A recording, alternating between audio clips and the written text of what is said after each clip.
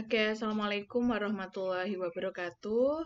Untuk pertemuan yang kedua di minggu ini, kita masih meneruskan review ya di mata kuliah yang akuntansi pengantar 1 gitu ya. Jadi kita masih meneruskan secara teknis penyusunan laporan keuangan. Yang terakhir tugasnya itu tentang jurnal umum ya. Saya masih melihat jurnal umum dan untuk perusahaan jasa. Jadi kita masih melihat yang perusahaan jasa. Nah, selanjutnya hari ini akan saya bahas dari mulai jurnal penyesuaian sampai di jurnal penutup. Tadinya saya mau bahas sampai di chapter 5, yaitu akuntansi untuk perusahaan dagang. Namun sepertinya terlalu banyak nanti malah overload. Jadi hari ini saya bahas sampai di closing entries. Jadi sebenarnya ini kan cuma ngulang. Jadi harusnya teman-teman sudah hanya merecall memori mengenai materi tersebut, gitu ya. Oke, yang pertama mungkin kita bahas dulu tugas yang kemarin ya, terkait dengan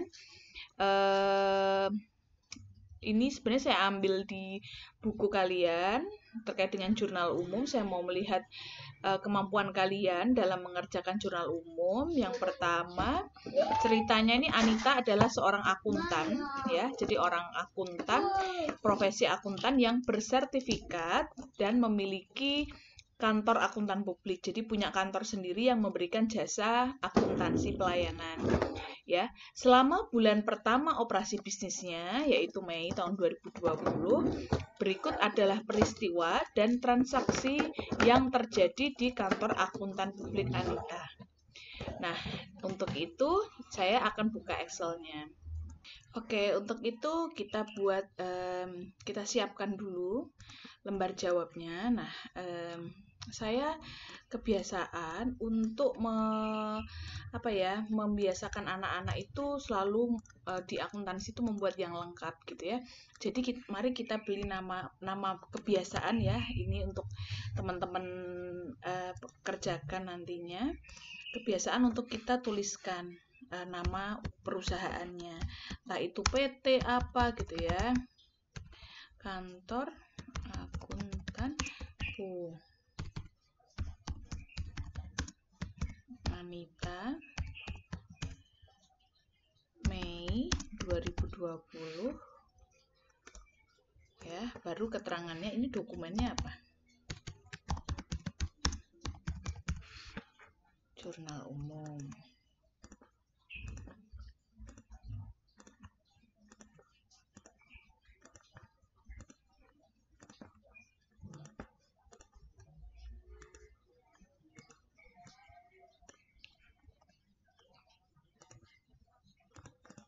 Gini ya.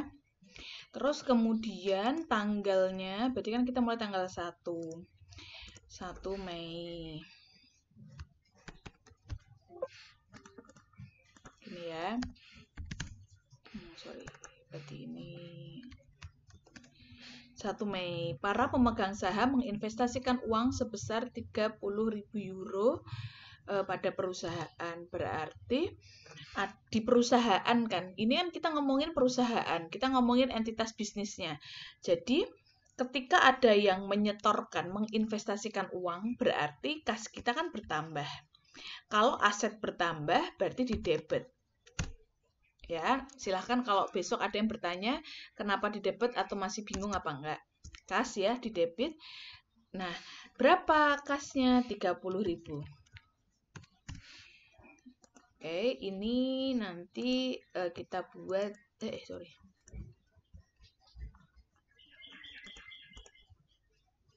euro ya. Kita buat semua. Nah, kemudian pada intinya kalau di akuntansi ini harus balance. Balance itu pasangannya apa? Nah, pasangannya kalau ada yang investasi berarti modal ya.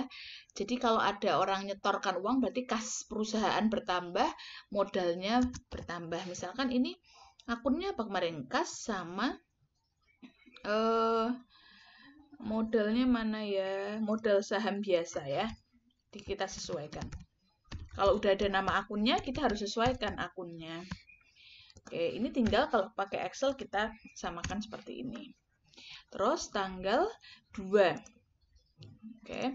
Tanggal 2 mempekerjakan seorang sekretaris resepsionis dengan 2.000 per bulan. Nah, pertanyaannya ini baru mempekerjakan. Jadi kalau mempekerjakan kita belum mulai kan mulainya Mei. Jadi dia baru meng-hire gitu loh. Oh, ada anak baru, orang baru untuk membantu kita, sekretaris dengan gajinya sekian. Nah, itu karena dia baru kontrak, baru mulai bekerja, maka belum kita akui sebagai transaksi bisnis gitu loh. Kalau transaksi bisnis artinya dia sudah bekerja, kita punya kewajiban membayar. Untuk itu tidak ada jurnal. Terus yang selanjutnya nomor 3, membeli perlengkapan senilai 1.500 secara kredit. Jadi beli. Oke, kalau kita beli barang berarti yang bertambah apa? Ya barangnya gitu loh. Kita beli apa? Oh, perlengkapan. Oke. Perlengkapan 1.500 secara kredit. Pasangannya apa? Kalau secara kredit berarti menambah utang kita. Ya. Utang usaha ya. Ininya apa? Jurnalnya. Hutang. Oh, hanya hutang ya. Kita sesuaikan kalau gitu. Hutang sebesar sekian. Oke.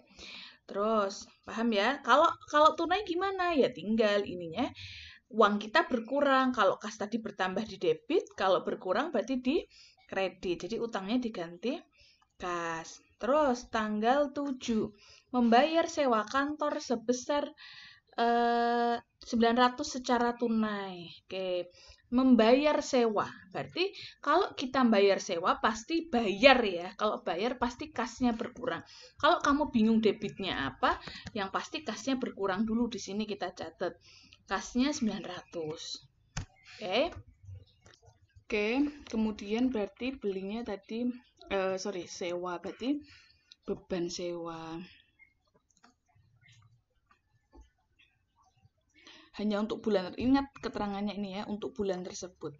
Kalau untuk bulan tersebut berarti kita hanya nulis beban sewa, bukan sewa dibayar di muka ya.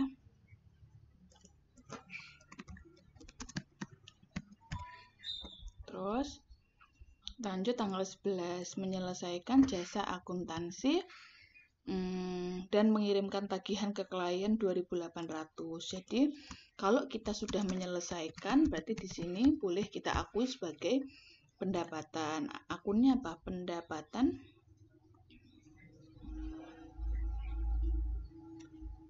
jasa. Oke, pendapatan jasa sebesar 2.800.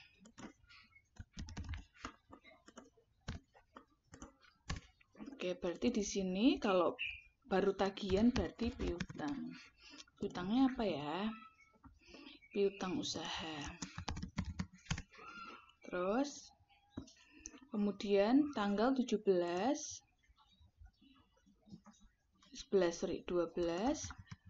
menerima uang sebesar 3.500 di muka untuk perjanjian konsultasi. Jadi dari Ansara. Jadi kita nerima uang. Kalau nerima uang berarti logikanya kas kita bertambah, ya kan? Kenapa kas bertambah? Ya karena terima uang. Kalau uang berarti kita megang uang. Entah itu megang apa enggak, maksudnya di tabungan apa, di bank apa di cash gitu. Nah, berarti kas karena kita baru kontrak, berarti di sini nggak boleh ditulis pendapatan, tapi namanya pendapatan diterima di muka. Itu artinya masuknya utang. Kenapa? Karena kita punya utang. Karena kita punya utang untuk menyelesaikan jasa ke klien, gitu ya. Jadi ini nanti walaupun sama-sama penjelasannya pendapatan akunnya, tapi yang satu nanti masuk laba rugi, yang satu masuk ke golongan utang. Kenapa? Karena kita masih punya tanggungan untuk menyelesaikan utang ke klien, pekerjaan ke klien. Gitu ya, silahkan kalau ada yang belum paham. Tanggal 17 menerima uang tunai untuk layanan yang telah diselesaikan dari lucile.co. Jadi kalau nerima uang ya sama, nama akunnya berarti kasnya bertambah, pendapatan jasa juga bertambah. Oke, terus tanggal 20 asuransi. Nah, asuransi kan ini bayar. Kalau bayar pasti uang kita berkurang. Nah, yang kita tak pasti tahu sendiri dulu. Kalau berkurang berarti kas dikredit sebesar nilainya 6.000. Debitnya apa? Debitnya berarti untuk 1 tahun. Kalau untuk satu tahun berarti belum beban asuransi, tapi namanya asuransi dibayar di muka sebesar sama setahun gitu ya. Terus tanggal 22 membeli kendaraan untuk operasional sebesar 10.000 dan baru membayar 50%-nya. Berarti kendaraan pasti bertambah sebesar 10.000. Kita baru bayar, kas kita berkurang separuhnya, baru bayar setengahnya. Oke, berarti sisanya apa? Kita masih punya utang ke dealer, entah ke finance-nya. Berarti utangnya gimana ya? Selisihnya ya 50%, atau kamu mengurangkan juga silahkan.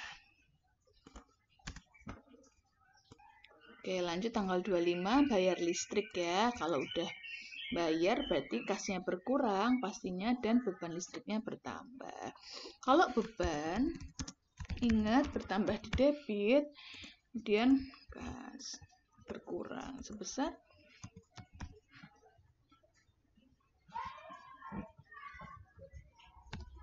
nggak dikasih 00 nggak apa-apa ya, nanti tak hilangin. 25, 31 bayar gaji. Nah, gaji sebulan ya, asumsinya sebulan ya. Jadi beban gaji dan upah tambah karena dia udah kerja di kita, asumsinya sebulan sebesar 2.000. Terus kalau bayar ya pasti kasnya berkurang. Satu lagi tanggal 31 membayar 40% saldo jatuh tempo ke Informi. Informi itu tanggal 3 ya. Oke, berarti kalau bayar pasti kas kita berkurang. Debitnya bayar tanggal 3. Hutang. Kalau hutang kan tadi kita transaksi beli barang, perlengkapan. Kalau bertambah nambah utang, kalau kita bayar utang kita berkurang ya. Berkurang di debit. Sama dengan kita baru 40%-nya kali 40%, kita baru bayar sekian gitu ya. Berarti beres ya jurnalnya. Silahkan kalau masih ada yang bingung, jurnal umum ini masih gampang banget. Silahkan kalau ada yang bingung nanti kita bahas lagi. Sementara itu dulu, lanjut yang kedua kita diminta untuk apa? Buatlah jurnal transaksi sudah, jurnal umum. Selanjutnya posting ke buku besar. Nah, format buku besar tuh macam-macam. Ada yang T-account untuk mempermudah ya. T-account tuh kayak T, debit kreditnya. Kemudian kalau yang kemarin ada yang tanya, Bu kalau nggak pakai model T-account boleh silahkan aja gitu ya. Saya pakai T-account ya yang mudah ya. Nah, T-account ini seperti ini, yang kosongan, lalu saya akan melengkapi satu-satu. Nah, gimana caranya? Nah, oke ya, kalau kalian tulis manual ya. Kas harusnya kodenya di sampingnya. Misalkan kita mau buat seperti ini juga boleh. Kas ya, diurutin aja. Itu ya, nanti saya tulis dulu. Oke, ini adalah format buku besar yang sudah saya lengkapi. Ya, Jadi jangan lupa biasakan juga menulis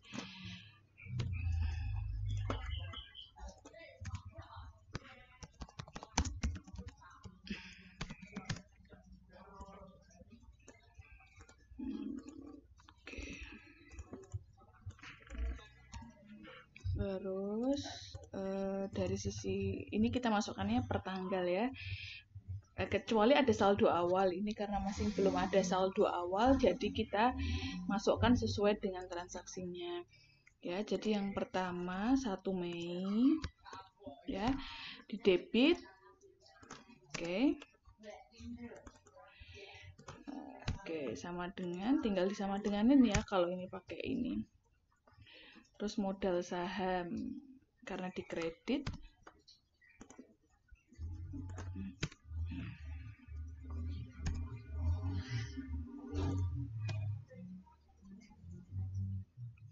double.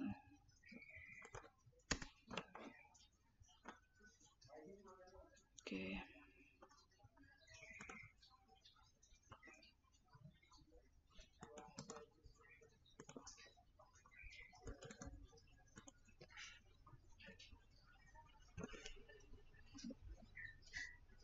Oke.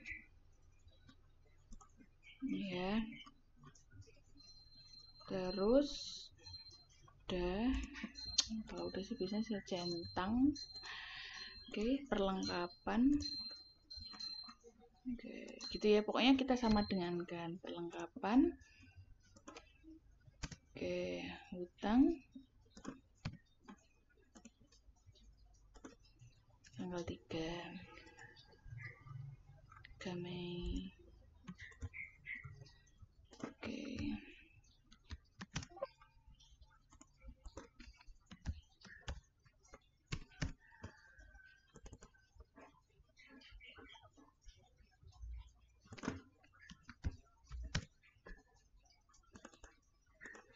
Terus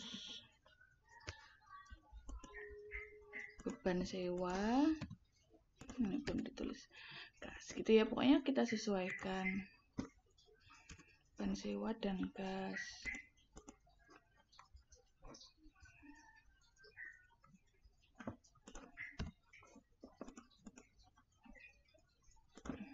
Gasnya berkurang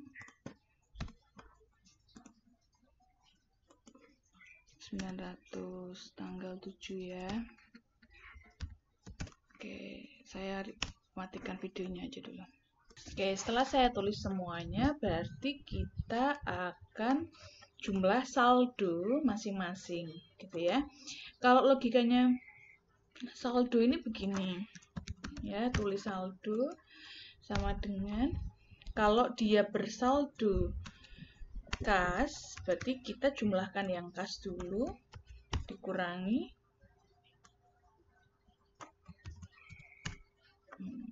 salah ini, kurangi sum yang kredit. Jadi masih ada saldo sekian gitu loh. Gitu ya. Kalau ini perlengkapan sama. Kalau sini ya nggak apa-apa.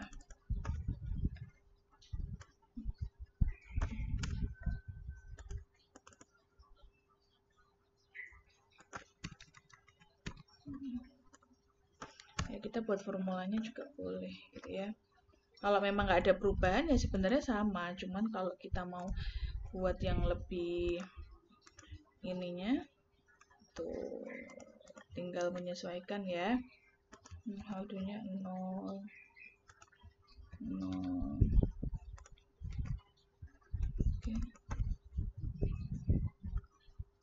Oke, 27.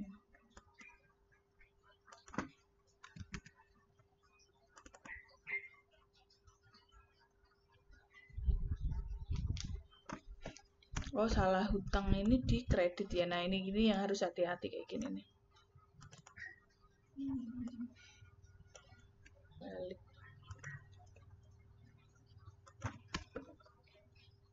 Berarti utang tuh di sebelah kanan dikurangi yang sebelah kiri. Kalau udah mulai sampai yang sisi utang ya. Modal juga sama. sebelah kredit, pendapatan jasa juga kredit, beban asuransi debit, berarti asuransi ngikutin ini aja yang debit tuh. Oh, ini ada kesalahan rupanya.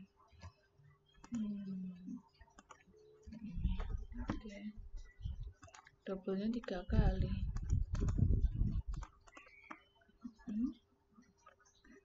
Kalau beban di debit. Oke, saya copy.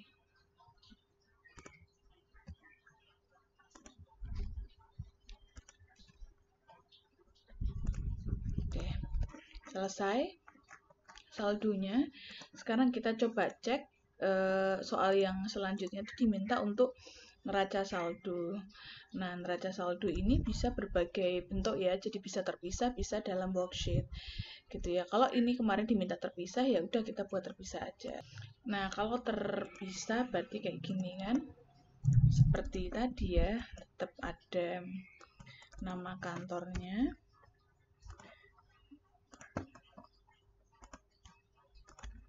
kita copy dulu ya.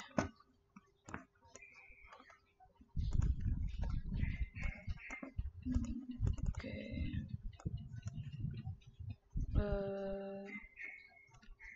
For the month ended. Oke.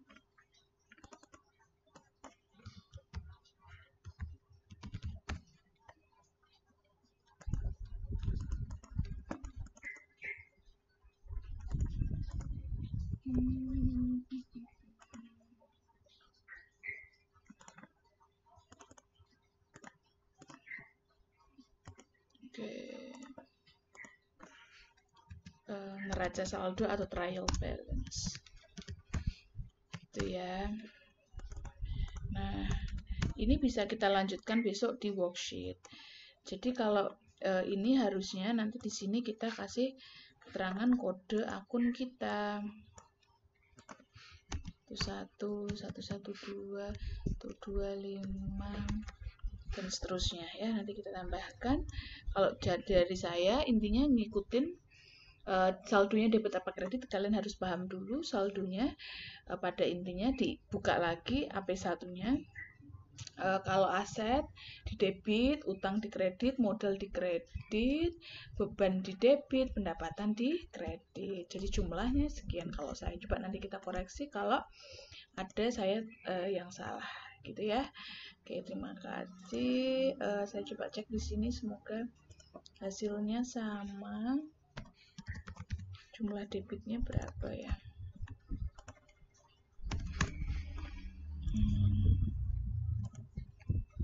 Oke, ini ada yang sedikit berbeda. Oke, karena berbeda karena ada yang sudah jadi saldonya. Oke, itu ya. Nah, silakan dicek kembali. Saya lihat beberapa sudah sama dengan pekerjaan saya, beberapa masih belum tepat. Mohon juga penulisan mengenai kas, menjorok ya, itu biasakan karena kalau sama-sama di rata kiri saya nggak izinkan ya, kurang tepat. Jadi silakan dipelajari lagi. Gitu nanti saya share ininya juga Excelnya. Silahkan diperbaiki, ditulis lagi yang masih kurang tepat. Terima kasih. Berikut pembahasannya. Gitu ya, silahkan diperbaiki lagi. Terima kasih. Wassalamualaikum warahmatullahi wabarakatuh.